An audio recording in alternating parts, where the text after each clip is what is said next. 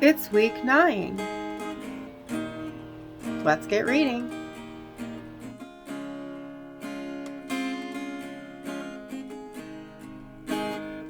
It's day 60. Job 1. For this month, the translation we'll be using is the ESV. There was a man in the land of Uz whose name was Job, and that man was blameless and upright, one who feared God and turned away from evil.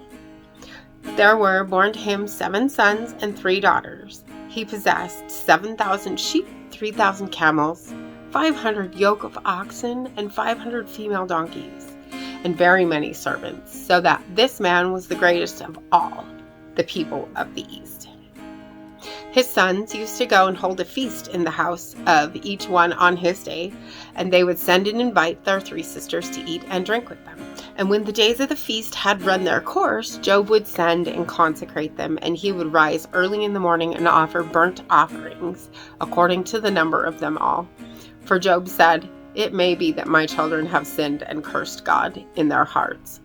Thus Job did continually. Now there was a day when the sons of God came to present themselves before the Lord, and Satan also came among them. The Lord said to Satan, "From where have you come?" Satan answered the Lord and said, "From going to and fro on the earth, and from walking up and down on it." And the Lord said to Satan, "Have you considered my servant Job, that there is none like him on the earth? A blameless and upright man who fears God and turns away from evil?" Then Satan answered the Lord and said, "Does Job fear God for no reason?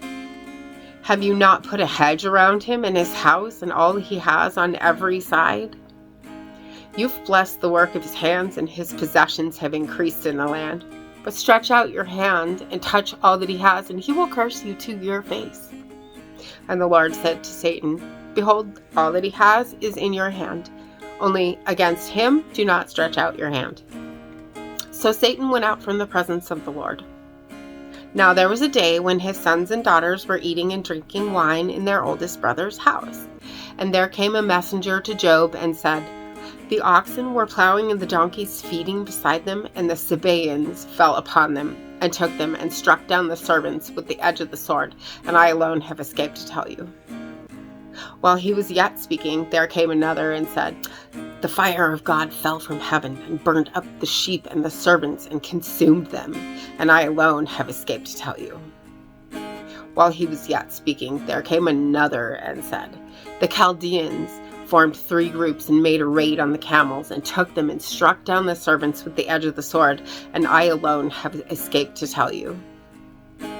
While he was yet speaking, there came another and said, "Your sons and daughters were eating and drinking wine in their oldest brother's house. And behold, a great wind came across the wilderness, struck the 4 corners of the house, and it fell upon the young people, and they are dead, and I alone have escaped to tell you." Then Job arose and tore his robe and shaved his head, and fell on the ground and worshipped. And he said, "Naked I came from my mother's womb, and naked shall I return. The Lord gave, and the Lord has taken away. Blessed be the name of the Lord." In all this, Job did not sin or charge God with wrong. Proverbs 1. The Proverbs of Solomon, son of David, king of Israel.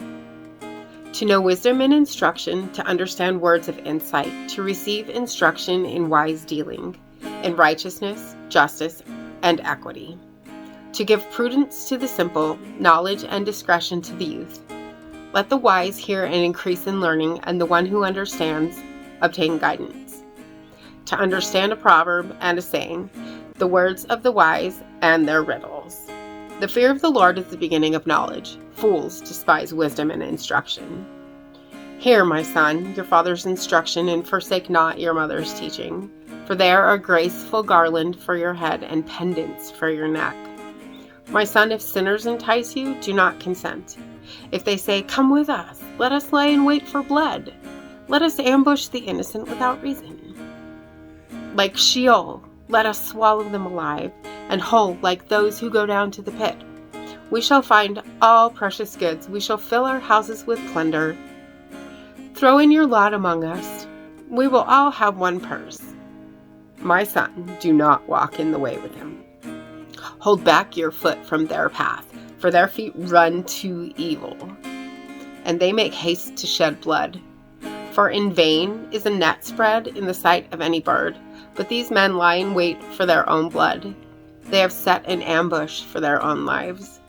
Such are the ways of everyone who is greedy for unjust gain. It takes away the life of its possessors. Wisdom cries aloud in the street. In the markets, she raises her voice. At the head of the noisy streets, she cries out. At the entrance of the city gates, she speaks. How long, O simple ones, will you love being simple? How long will scoffers delight in their scoffing and fools hate knowledge? If you turn at my reproof, behold, I will pour out my spirit on you, and I will make my words known to you. Because I've called and you refuse to listen, have outstretched my hand and no one has heeded. Because you have ignored all my counsel and would have none of my reproof. I will also laugh at your calamity.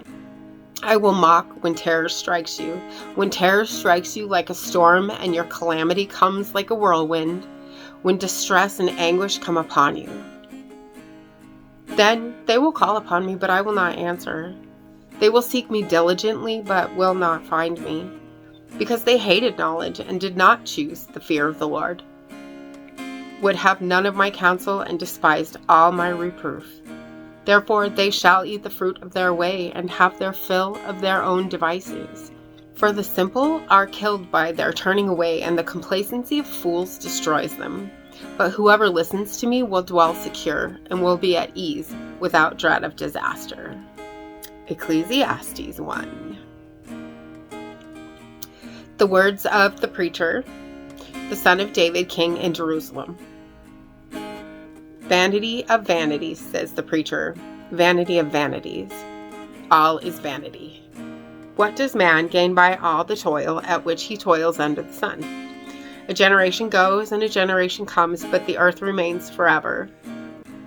The sun rises and the sun goes down and hastens to the place where it rises. The wind blows to the south and goes around to the north. Around and around goes the wind, and on its circuits the wind returns.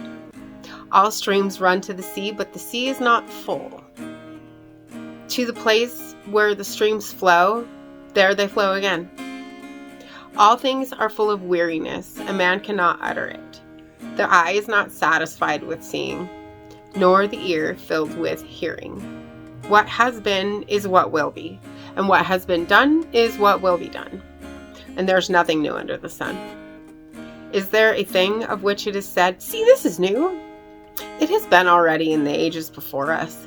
There is no remembrance of the former things, nor will there be any remembrance of later things yet to be among those who come after. I, the preacher, have been king over Israel and Jerusalem. And I applied my heart to seek and to search out by wisdom all that is done under heaven. It is an unhappy business that God has given to the children of man to be busy with. I've seen everything that is done under the sun, and behold, all is vanity and a striving after the wind. What is crooked cannot be made straight, and what is lacking cannot be counted. I said in my heart, I have acquired great wisdom, surpassing all who were over Jerusalem before me. And my heart has had great experience of wisdom and knowledge. And I applied my heart to know wisdom, and to know madness and folly. I perceived that this also is but a striving after wind. For in much wisdom is much vexation, and he who increases knowledge increases sorrow.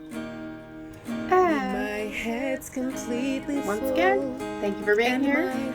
Click the subscribe button and hit the bell. Hit that like button as well. And I'll see you tomorrow for another video. Blessings. I'm standing at the crossroads. I'm lost without a clue. I need a big pink neon sign to show me what to do. I thank you, Lord. It glorifies you when you're the only answer. I praise you, Lord, for holding what's too much for me. And I'm amazed by you, Lord, because nothing's too big and nothing's too small to lay at your feet. I want to thank you, Lord, for believing in me.